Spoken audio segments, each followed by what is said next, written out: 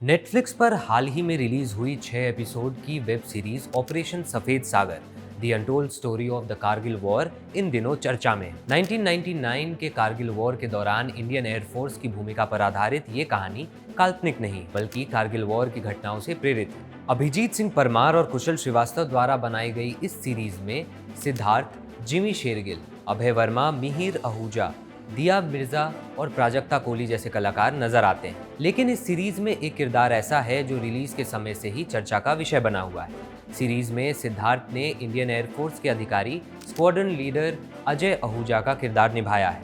अजय आहूजा कोई काल्पनिक किरदार नहीं बल्कि कारगिल युद्ध में देश के लिए शहीद हुए एक फाइटर पायलट थे। इस किरदार को पर्दे पर वास्तविक रूप देने के लिए सिद्धार्थ ने अजय आहूजा की पत्नी अलका आहूजा से मुलाकात की। यहाँ तक कि शूटिंग के दौरान उन्होंने अजय आहूजा का ओरिजिनल विंग बैज भी पहना। तो कौन है स्क्वाड्रन लीडर अजय आहूजा और क्या था ऑपरेशन सफेद सागर, इस वीडियो में विस्तार से समझेंगे।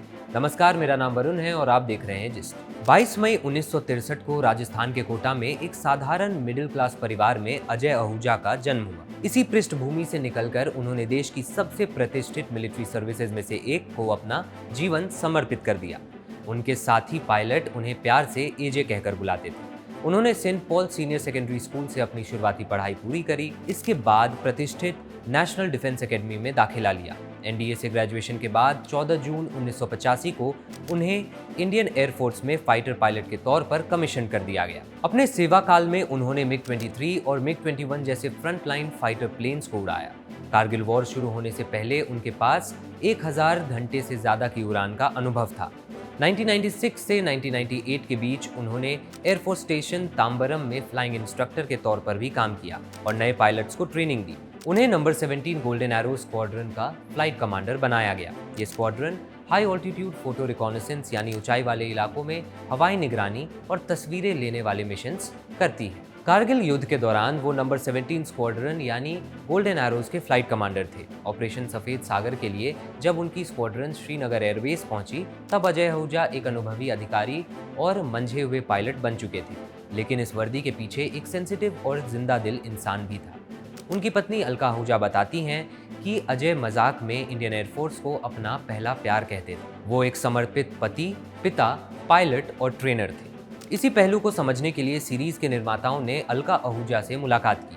अभिनेता सिद्धार्थ ने भी शूटिंग के दौरान अजय आहूजा का असली विंग बैज अपनी वर्दी पर पहना ताकि किरदार को सिर्फ निभाना नहीं बल्कि उनकी विरासत के साथ ईमानदारी से पर्दे पर उतारा जा सके। 27 मई 1999 का वो दिन जिसने अजय आहूजा की जिंदगी और कारगिल युद्ध की कहानी हमेशा के लिए बदल दी। 26 मई 1999 को इंडियन एयरफोर्स ने कारगिल में अपने ऑपरेशन सफेद सागर की शुरुआत की। इस ऑपरेशन में नंबर 17 स्क्वाड्रन यानी गोल्डन एरोज की सबसे अहम जिम्मेदारियों में से एक थी टैक्टिकल फोटो रिकॉनेसेंस यानी आसमान से दुश्मन के ठिकानों की जासूसी और तस्वीरें लेना। इसके लिए एयरक्राफ्ट में विंटन 751 कैमरा लगाया गया था। उस समय स्क्वाड्रन के कमांडिंग ऑफिसर रहे और बाद में एयर चीफ मार्शल बने बीएस धानाव के मुताबिक ये एक रूसी फ्यूल टैंक के भीतर लगाया गया ब्रिटिश कैमरा था जिसकी फोकल लेंथ सिर्फ 3 इंच थी। इसे बेहद कम ऊंचाई पर उड़ाकर सटीक तस्वीरें लेने के लिए तैयार किया गया था। इन्हीं खतरनाक मिशन से इंडियन आर्मी को पहली बार ये पता चला था कि पाकिस्तानी घुसपैठिए भारतीय सीमा के भीतर कितनी दूर अपने बंकर को और ठिकाने बना चुके थे। 1999 के कारगिल युद्ध के दौरान इंडियन एयरफोर्स दूसरे फोर्सेस को स्ट्रेटेजिक मदद दे रही। इसी दौरान अजय आहूजा और नंबर 17 गोल्डन एरो स्क्वाड्रन को कारगिल के बटालिक सेक्टर में दुश्मन के ठिकानों की मैपिंग का जिम्मा सौंपा गया। लेकिन एक सामान्य रिकॉनेसेंस मिशन के दौरान हालात अचानक बिगड़ गए। वायरलेस पर खबर आई कि मंथो ढालो के पास फ्लाइंग लेफ्टिनेंट के नचिकेता का मिग-27 इंजन में तकनीकी खराबी होने के बाद क्रैश हो गया है। नचिकेता इजेक्ट कर चुके थे लेकिन दुश्मन के इलाके में जा गिरे थे। प्रोटोकॉल के मुताबिक अजय आहूजा को वापस बेस लौट जाना चाहिए था लेकिन उन्होंने अपने साथी पायलट को पीछे छोड़ने से इनकार कर दिया। दुश्मन के मिसाइल्स के खतरे के बावजूद भी वो बटालिक की पहाड़ियों के ऊपर मंडराते रहे। नचिकेता के गिरने की जगह को तलाशा और सटीक कोऑर्डिनेट्स बेस तक भेज दिए ताकि रेस्क्यू हेलीकॉप्टर वहां तक पहुंच सके। लेकिन इसी दौरान अजय आहूजा के मिग-21 को भी एक स्ट्रिंगर मिसाइल ने निशाना बना लिया। विमान की चपेट में आते ही उन्हें इजेक्ट करना पड़ा और वो भी दुश्मन के इलाके में जा गिरे। इजेक्ट करने के बाद अजय आहूजा एलओसी के दूसरी तरफ यानी पाकिस्तान ऑक्यूपाइड कश्मीर यानी पीओके वाले इलाके में जा गिरे। लैंडिंग के दौरान उनके घुटने और शरीर के दूसरे हिस्सों में गंभीर चोटें आईं।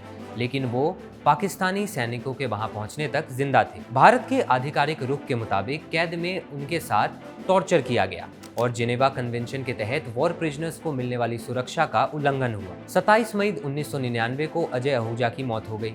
अगले दिन गढ़वाल राइफल्स की 10वीं बटालियन ने उनका पार्थिव शरीर बरामद किया। पोस्टमार्टम में उनके सिर पर और सीने पर बेहद करीब से गोली मारी हुई दिखाई दे रही थी और शरीर पर और भी कई घातक निशान मिले। इस दौरान फ्लाइंग लेफ्टिनेंट के नचिकेता 8 दिनों तक पाकिस्तानी सेना की हिरासत में रहे और बाद में भारत वापस लाए गए। अजय आहूजा को उनके साहस और बलिदान के लिए मरणोपरांत वीर चक्र से सम्मानित किया गया। अजय आहूजा कारगिल युद्ध में शहीद होने वाले भारतीय वायु सेना के पहले अधिकारी थे। उनके गैलेंट्री साइटेशन में खास तौर पर इस बात का जिक्र किया गया कि दुश्मन की सरफेस टू एयर मिसाइल्स के खतरे के बावजूद उन्होंने अपने साथी पायलट की तलाश जारी रखी। जब भी कारगिल वॉर का जिक्र होता है, हमारे दिमाग में टैंक्स, गन्स और बॉर्डर पर लड़ते हुए जवानों की तस्वीरें बन जाती हैं। लेकिन अब जब कारगिल वॉर को 25 साल से ज्यादा का समय बीत चुका है, ऑपरेशन सफेद सागर के जरिए उनकी कहानी एक नई पीढ़ी तक पहुंच रही है। नेटफ्लिक्स की ये सीरीज 1999 के कारगिल युद्ध में इंडियन एयरफोर्स की भूमिका और इंडियन आर्मी के साथ आने को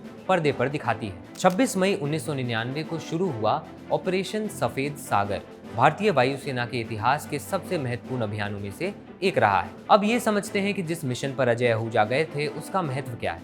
टैक्टिकल फोटो रिकॉनेसेंस का मतलब सिर्फ आसमान में तस्वीरें लेना नहीं है। इसमें फाइटर एयरक्राफ्ट को किसी इलाके, सैन्य ठिकाने या दुश्मन की गतिविधियों की तस्वीरें जुटाने के लिए भेजा जाता है ताकि उनसे इंटेलिजेंस तैयार की जा सके। ये एक स्ट्राइक मिशन से अलग होता है जिसका मकसद किसी तय टारगेट को नष्ट करना नहीं होता। फोटो रिकॉनेसेंस में एयरक्राफ्ट दुश्मन के इलाके में बेहद करीब जाकर तस्वीरें लेता है और फिर वापस लौट जाता है। इन तस्वीरों से दुश्मन के बंकर्स और पोजीशंस की पहचान करने, टारगेट्स तय करने, बॉम्बिंग के बाद डैमेज असेस करने और बैटलफील्ड में हो रहे बदलावों पर नजर रखने में मदद मिलती है। ऐसे मिशंस का इस्तेमाल किसी क्रैश्ड एयरक्राफ्ट को लोकेट करने के लिए भी किया जा सकता है। इंडियन एयरफोर्स में कैनबेरा और MiG-25R जैसी एयरक्राफ्ट रिकॉनेसेंस के लिए इस्तेमाल किए गए हैं।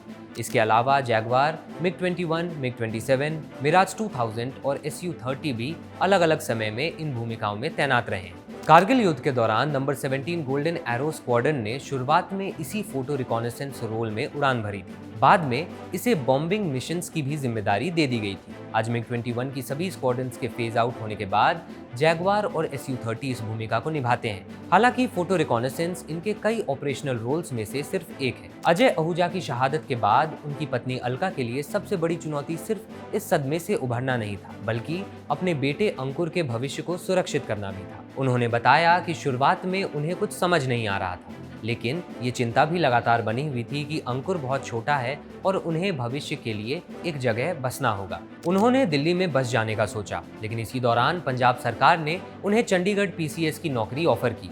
अलका ने अपने पिता से कहा कि वो चंडीगढ़ जाकर PCS ज्वाइन करेंगे। उनके पिता ने उन्हें PCS की नौकरी जारी रखने के लिए कहा और साथ ही कारगिल शहीदों के परिवारों को मिलने वाले पेट्रोल पंप की सहायता भी स्वीकार करने की सलाह दी। 2 दशकों से ज्यादा समय बीतने के बाद आज उनका बेटा अंकुर अपनी जिंदगी में आगे बढ़ चुका है और अमेरिका में काम कर रहा है।